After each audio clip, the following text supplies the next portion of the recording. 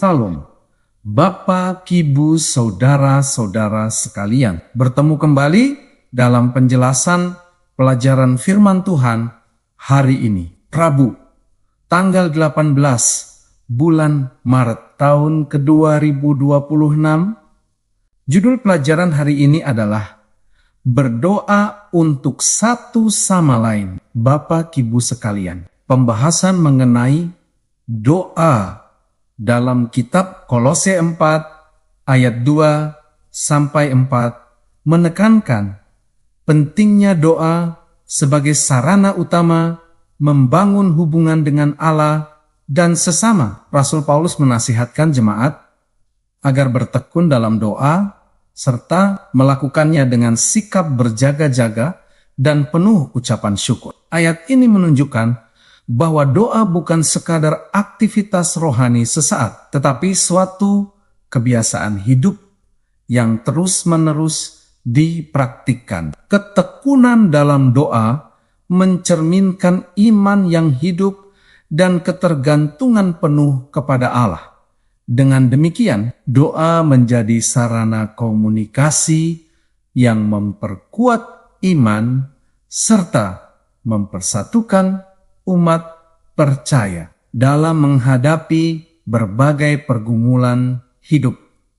Saudara sekalian, penjelasan kitab Kolose 4 ayat 2 menunjukkan bahwa doa harus dilakukan dengan kesadaran rohani yang tinggi. Kata bertekun berarti terus-menerus memelihara hubungan dengan Allah tanpa menyerah dalam situasi apapun. Sementara itu, istilah berjaga-jaga mengandung arti kewaspadaan rohani agar orang percaya tidak lengah terhadap godaan atau tantangan iman. Paulus juga menekankan bahwa doa harus disertai ucapan syukur karena rasa syukur memperlihatkan pengakuan bahwa segala sesuatu berasal dari anugerah Allah.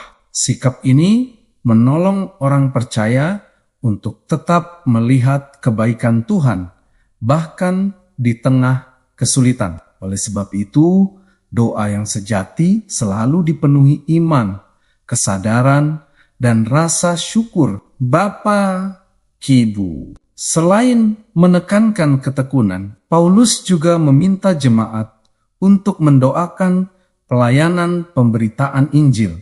Dalam kitab Kolose 4 ayat 3, ia meminta agar Allah membuka pintu untuk pemberitaan firman.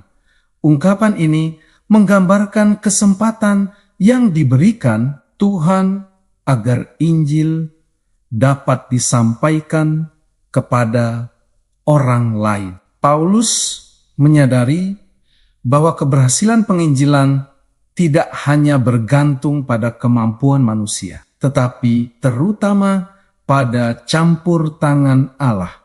Karena itu, doa menjadi sarana untuk memohon agar Tuhan membuka hati orang-orang yang mendengar kabar keselamatan. Hal ini menunjukkan bahwa doa memiliki peranan strategis dalam misi penyebaran Injil.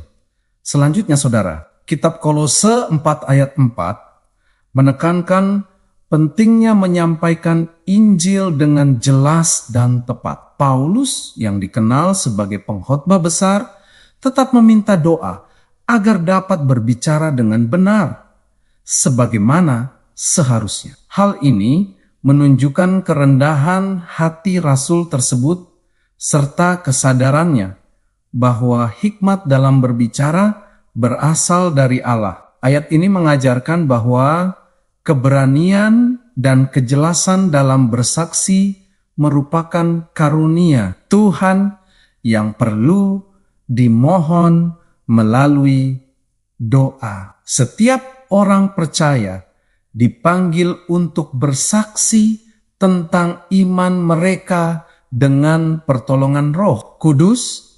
Kesaksian yang jelas dan benar akan menolong banyak orang memahami kebenaran Injil Bapa Kibu yang terkasih, pembahasan ini juga diperkaya oleh ajaran Alkitab lain tentang doa yang terus-menerus. Kitab Efesus 6 ayat 18 mengingatkan umat percaya untuk berdoa setiap waktu di dalam roh. Sedangkan kitab 1 Tesalonika 5 ayat 17 menasihatkan agar orang percaya tetaplah berdoa. Kitab Roma 8 ayat 26 bahkan menjelaskan bahwa Roh Kudus menolong kelemahan manusia dalam berdoa dan berdoa bagi kita dengan keluhan yang tidak terucapkan. Ayat-ayat ini menunjukkan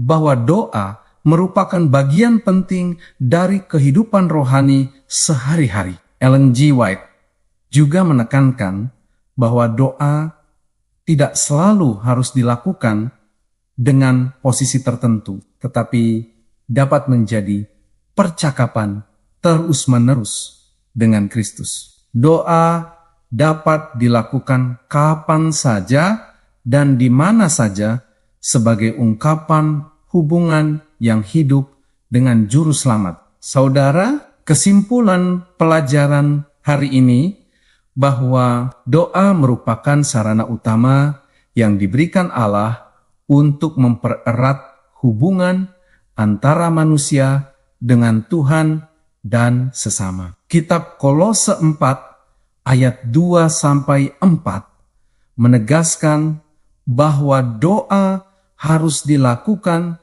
dengan ketekunan, kewaspadaan rohani, serta ucapan syukur. Selain itu, doa memiliki peranan penting dalam mendukung pemberitaan Injil dan membuka kesempatan bagi banyak orang untuk mengenal Kristus. Paulus sendiri menunjukkan teladan kerendahan hati dengan meminta doa agar dapat menyampaikan firman dengan jelas dan benar. Setiap orang percaya dipanggil untuk menjadikan doa sebagai gaya hidup yang terus-menerus, sehingga melalui doa Allah dapat bekerja dan memberkati banyak orang melalui kehidupan umatnya. Bapak, Ibu, saudara-saudara yang diberkati Tuhan.